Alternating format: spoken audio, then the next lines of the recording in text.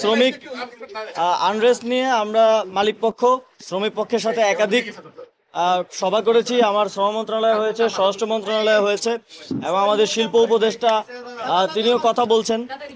সকল শ্রমিক নেতৃবৃন্দের থেকে আমরা এটাই জানতে পেরেছি, গার্মেন্টস নন আরএমজি সবার থেকেই এটা জানতে পেরেছি যে এখন যেই আন্দোলনগুলো হচ্ছে, আমাদের শ্রমিক নেতৃবৃন্দ তো সবসময় শ্রমিক আন্দোলনগুলোর সাথে যুক্ত থাকেন। তারাই মূলত শ্রমিকদেরকে নিয়ে, শ্রমিকদের ন্যায্য বিভিন্ন দাবি দাওয়া নিয়ে আন্দোলন করেন। 2023 সালে আমরা দেখেছি মজুরির জন্য তারা আন্দোলন করেছেন।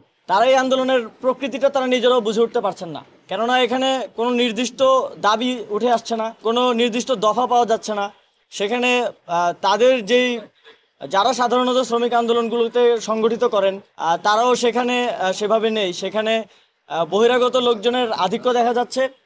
কিছু কিছু জায়গায় বেতন দেয়া নিয়ে মালিকপক্ষ বেতন দিতে দেরি করছে, সে কারণে আন্দোলন হচ্ছে। আর কয়েকটা স্পেসিফিক ফ্যাক্টরি আছে যেখানে মালিকপক্ষ পালিয়ে গেছে, সেখানে কিছুটা আনরেস্ট হয়েছে। সেগুলোকে আমরা অ্যাড্রেস করছি।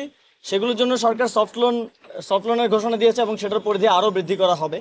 তবে এই ছোট ছোট স্পেসিফিক কয়েকটা জায়গায় আনরেস্টকে কেন্দ্র করে যেই জায়গাগুলোতে ফ্যাক্টরি ক্লাস্টারগুলো আছে, সেখানে দেখা গেছে যে বহিরাগতরা এসে এবং বেকার যুব সংঘ নামে কয়েকটা, যারা কখনোই আগে আসলে শ্রম এরিয়ার মধ্যে কোনো আন্দোলন করেনি, এসে গাড়ি ভাঙচুরের মতো ঘটনা ঘটাচ্ছে।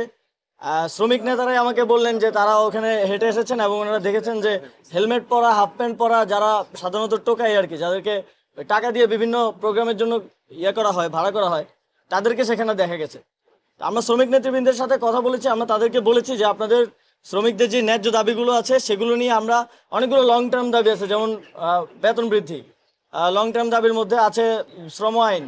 তো এগুলো নিয়ে তো আমরা লং টার্ম আলোচনা করতে হবে। আমি তো একদিনে বসে শ্রম আইন ঠিক করে দিতে পারবো না। তো তারাও এটাতে একমত হয়েছেন এবং তারা বলেছেন যে শ্রমিকদেরকে তারা এই বোঝাবেন তাদের জায়গা থেকে, এবং যারা বহিরাগত আছে, যাদের এই শ্রমিকদের সাথে কোনো সম্পর্ক নেই, শিল্পের সাথে কোনো সম্পর্ক নেই, তাদেরকে তারা সেপারেট করবেন। এবং আমরা স্পেসিফিকলি যারা জুট ব্যবসা নিয়ে সন্ত্রাস করছে সেখানে, এবং যারা বিভিন্ন আওয়ামী লীগের লোকেরা যেই সিন্ডিকেটগুলো সামলাতো তারা তো সেগুলো ছেড়ে চলে গেছে, এখন যারা দখলের পায়তারা করছে এবং এসে সেখানে সন্ত্রাস করছে, তাদেরকে এবং যারা বহিরাগত আছে তাদের বিরুদ্ধে সরকার কঠোর ব্যবস্থা নেবে, এটা গতকালকে আমরা বলেছি। এবং এখানে স্থানীয়ভাবে আওয়ামী লীগও আছে কিছু জায়গায়, এবং কিছু বিএনপির স্থানীয় নেতৃবৃন্দেরও আমরা সংশ্লিষ্টতা পেয়েছি। বিএনপির কেন্দ্রীয় নেতৃবৃন্দের সাথে আমাদের এই বিষয়ে কথা হচ্ছে, যাতে তারা তাদেরকে নিবৃত রাখেন। এবং স্থানীয়ভাবে আওয়ামী লীগের অনেকে থাকে না যে স্থানীয় প্রভাবশালী হিসেবে জুট ব্যবসার সাথে জড়িত, এখনও রয়ে গেছে, তাদের বিরুদ্ধে আমরা কঠোর অবস্থানে যাব। এবং অলরেডি আমাদের কাছে যে ইনফরমেশন আছে স্বরাষ্ট্র মন্ত্রণালয়ের কাছে, সেই ইনফরমেশনের ভিত্তিতে তাদেরকে অ্যারেস্ট করা হবে। এবং যেই জনদুর্ভোগ সেখানে তৈরি হয়েছে, সেই জনদুর্ভোগ আপনারা জানেন, এটা হচ্ছে আমাদের আইনেই আছে, জনদুর্ভোগ সৃষ্টি করলে সেখানে সেটার জন্য পুলিশ ক্যান টেক অ্যাকশন।